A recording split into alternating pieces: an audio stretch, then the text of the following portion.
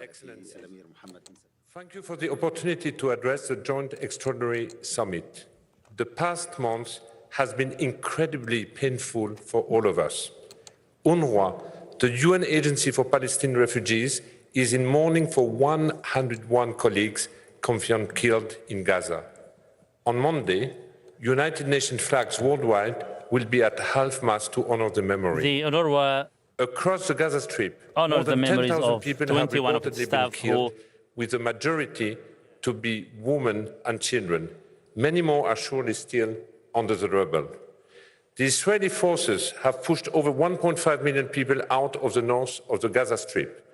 More than 700,000 women, children and men now live in UNRWA schools and shelter. I was in Gaza last week, my first time since the war started. What I saw will mark me forever.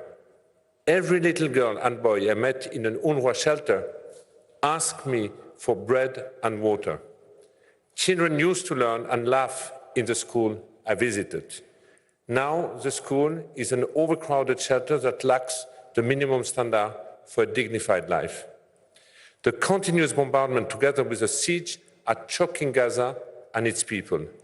Basic services are crumbling. Everything is running out: food, water, medicine, and fuel. And the dramatic development in Al-Shifa last night pushed many health staff and wounded people to leave. Excellencies, I have 13,000 colleagues in Gaza. Most are displaced. Many continue to work. They operate 150 UNRWA shelters.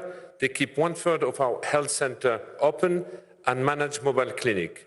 They deliver medicine to hospital, they deliver flour to bakeries and bring bread back to the shelter.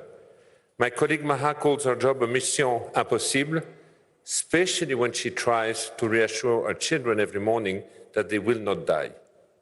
Excellency, today Gazans feel dehumanized and abandoned.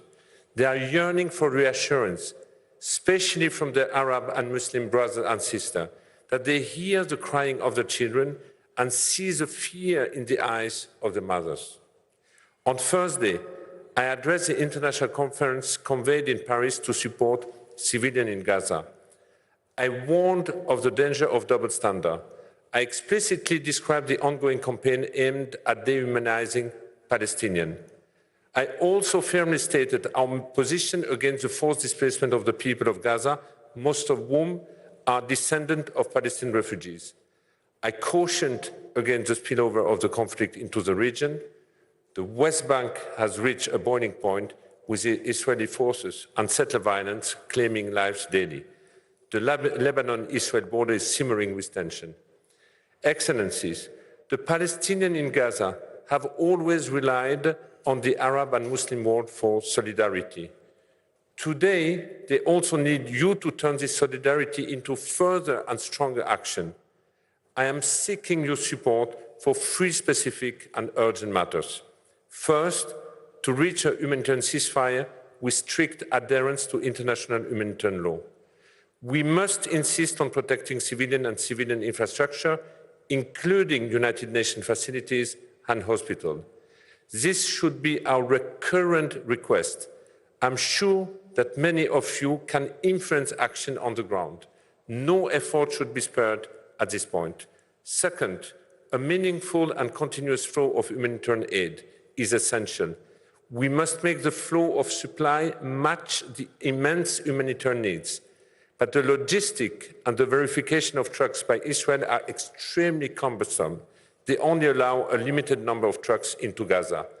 We must increase the volume of aid and use other crossings, including those within Israel, like Kerem Abu Salem. Third, UNRWA urgently needs funds and new voice. UNRWA is not only the largest UN agency in Gaza, but also the last remaining lifeline for 2.2 million people. We can offer much more if we have the means. I sincerely thank the countries that have already announced contribution for the generous response, and I respectfully call on other members of the League and the OIC to also show your solidarity by supporting UNRWA.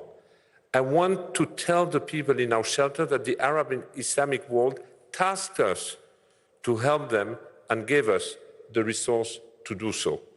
Finally, I need you to firmly defend the agency against false and insidious claims that its schools teach hatred or that it has let the civilians of Gaza down.